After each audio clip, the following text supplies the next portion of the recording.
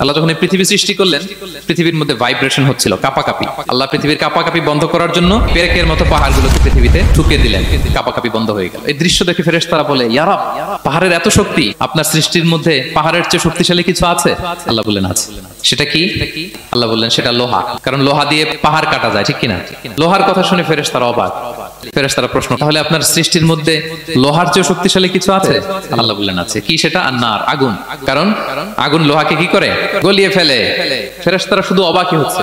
ফেরেশতারা বলে, আগুনের চেয়ে শক্তিশালী কিছু আছে? আল্লাহ বলে আছে, আলমা, পানি।